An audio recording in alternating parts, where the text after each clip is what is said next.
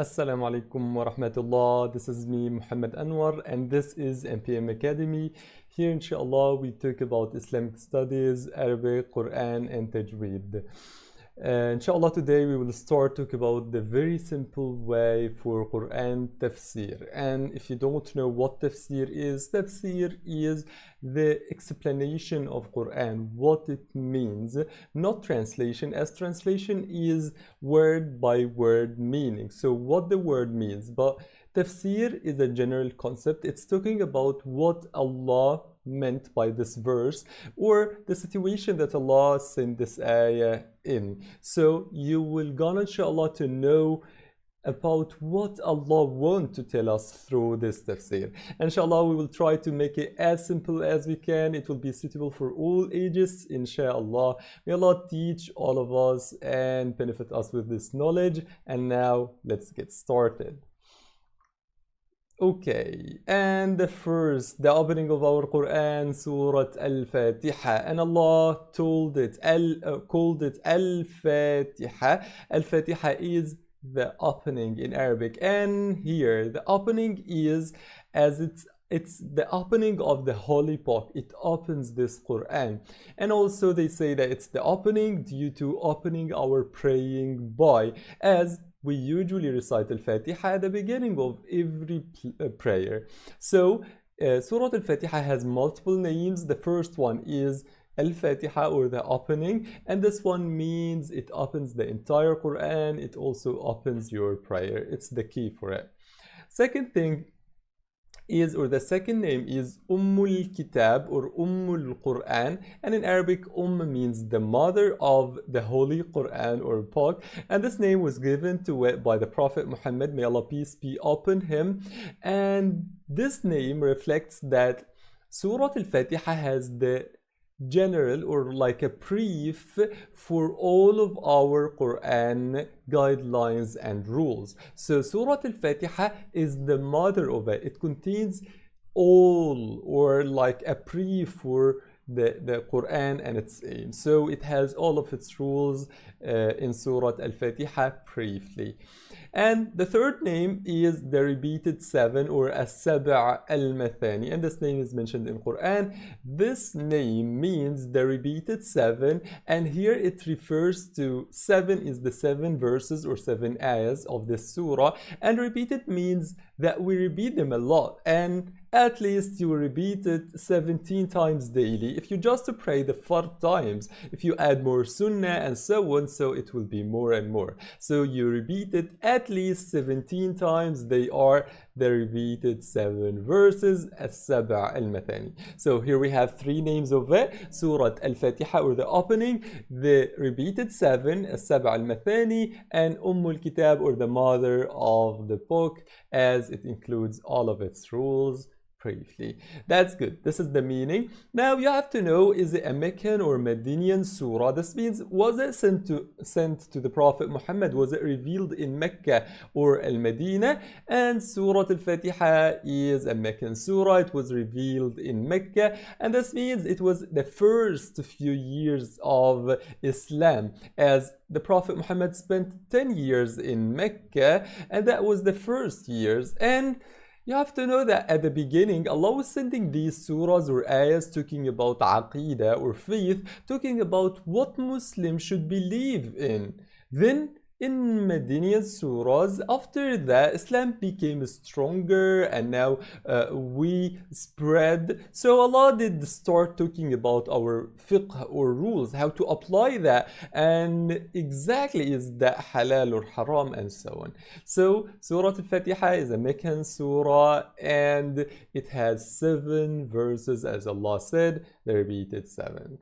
And some scientists talk about the first verse. Is Al-Fatiha starts by Bismillahir Rahmanir Rahim or not? There's 2 opinions here. Some of them say that it starts by it and it's the first verse, as In the rest of Qur'an, we usually say Bismillahir Rahmanir Rahim. So it's sunnah to mention the name of Allah before reciting Qur'an, but in Surah Al-Fatiha, you will find it has a number. It's number 1. So they say that it's the first verse in Qur'an. Well, the other opinions say it's not part of it. And the last surah, the last ayah, غير المغضوب عليهم, is an ayah. ولا الضالين is another ayah. So the 7th one is split into 2. Now they are 7 without Bismillahir Rahmanir Rahim. In general, the first thing that we have is Bismillahir Rahmanir Rahim, and it means in the name of Allah, the most compassionate and the most merciful. Here we start by mentioning the name of Allah. In the name of Allah, Bismillahir Rahmanir Rahim. And as we said, it's a sunnah before reciting Qur'an, also before doing anything. As a Muslim, you can mention the name of Allah before holding your cup, before holding your phone, before eating and entering your home, and so on. So mentioning the name of Allah, by it you seek Allah's blessing in something that you do. Let's say now you recite or you say it before reciting Qur'an, so you seek His blessing, as by His blessing it will be more beneficial for you. You will be more able to memorize it better and also to understand its meanings and feel them. This is the blessing. May Allah bless all of our lives. So we start by mentioning the name of Allah, Bismillahir Rahmanir Rahim, in the name of Allah, Ar-Rahman Ar-Rahim.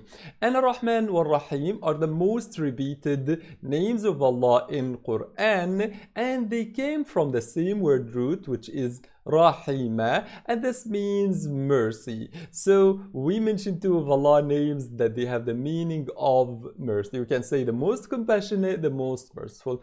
There is a little difference that we can discuss more, but in brief, we can say that Ar-Rahman means the person is mercy. He is mercy. Allah is mercy on Himself.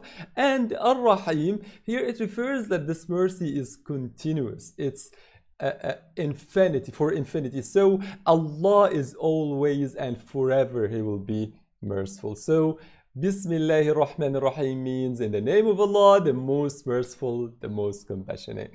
And then we go to the next ayah. It says Alhamdulillahi Rabbil Alameen.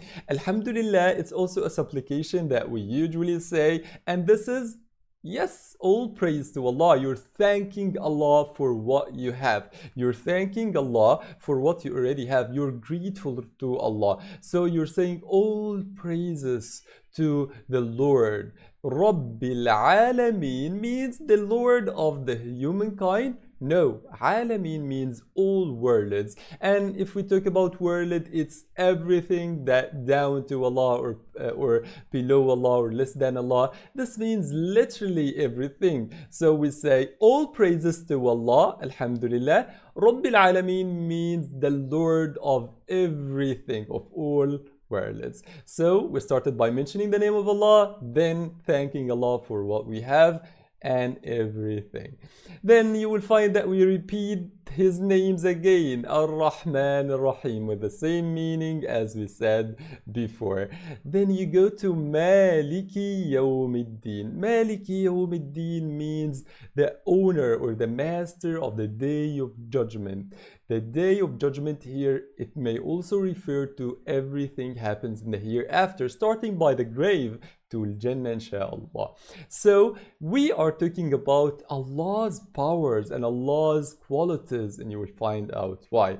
Maliki Yawmiddin means the owner of the day of judgment or the master of the day of judgment. Then we will admit that you only that we worship and we ask help from. Iyyaka na'budu wa iyyaka nasta'in. Oh Allah, you are the only one that we worship and you are the only one that is needed by all of your creatures. So iyyaka na'budu wa iyyaka nasta'in. And after all of that, there is our dua. اهدنا الصراط المستقيم, guide us to the straight path. They say also that Surah Al-Fatiha is a great dua and it contains the sunnah for dua. If you go to fiqh searching for sunnah, how you do dua, there are some steps or there is some recommended stuff. Sunnah, as doing wudu, it's better to face al-qibla and so on. And then once you start saying your dua, it's better to start by the name of Allah. And also mention some of his names as they are his attributes, and Allah is the most of all things, all good attributes, the most powerful, the most merciful, and so on. Then you glorify Allah, and you did that already by mentioning that He is the owner of the day of judgment, that He is the Lord of the all worlds, and so on. And at the least, thank Allah also for what you have before asking what you want, as dua is asking what you need or what you want. And before doing that, you say all praises, you're thankful and grateful to Allah, admitting that you did sins, إياك نعبد, and Allah is the only one that is you worship and the only one that you need or you ask help from. And at the end of all of that, you ask you say إياك اهدنا الصراط المستقيم, guide us to the straight path. And it's a great dua, it's a really great dua, guide us to the straight path. Let's talk about the straight path. What is it? But after mentioning the last ayah, صراط الذين أنعمت عليهم غير المغضوب عليهم ولا الضالين. And this verse means the path of these people that you are pleased with, not the people that you are displeased with or those who are astray. Let's discuss these two ayah together. First of all, here, what is the straight path that we are asking guidance to? The straight path is the path of Islam. And if you talk about the path of Islam, let's say that there is a straight path, literally a straight path. This is the path of Islam. This means in this path, there is all of our good deeds. There is all of our sunnah and fard. There is all of our rulings, what Allah said that it's a halal, and sometimes it's a must, it's fard that you have to do. And outside this straight path, you will find all of the bad deeds, you will find sins, you will find haram stuff, and so on. So we ask Allah guidance to the straight path, this path of Islam that contains all of halal stuff. Good. This is the path. What about guidance? Guidance is not only knowing that path. Guidance has more than that. Guidance is knowing about the path, and this means know the rules, know more about Islam, know what is halal and what is haram, know the details of what and how and when we should do our deeds. So this is how to know about the path. Then it's being there or being able to apply this knowledge. Now you know and you have to apply. Being able to apply this knowledge is also guidance. And the last thing about guidance is now you know and you do, you have to be there. So some people do for some time, but they stop and they go back to disbelief or they go back to do a lot of sins and so on. Here we ask guidance, and guidance means staying there. So you know, you do, and you stay there inshallah forever up to your death. So this is guidance that we ask. You have to feel that we ask guidance to the straight path by knowing it, knowing our rules, all of it inshallah, then applying it, being able to apply it, and the last is stay there. As we know that our hearts, we don't have the full control. As Allah has our hearts, He may replace it. So what you are doing today may not be what you do tomorrow. So we ask guidance, we ask knowing, applying, and being there inshallah for the rest of our lives. Inshallah, this is the explanation of Surah Al-Fatiha. May Allah bless you all. May Allah teach us and benefit us with this knowledge. The last thing that you have to know, and you can let me know in comments if you want another episode about Al-Fatiha, as Al-Fatiha also has another good thing, its reward. We did talk about its names, and we know that it's the mother of the book, the opening of the book, the repeated 7. This means it has a great position in Qur'an, great position in Islam. Why? Allah Almighty said that He has divided the prayer among us and Him. And He, once we recite Surah Al-Fatiha, every ayah that you say, Allah is answering you. If you wanted to know that, let me know in comments. Please share this episode. May Allah benefit people among or through you, inshallah, and you will get that reward. Let's end the meeting now. See you inshallah in the next videos. Assalamu alaikum.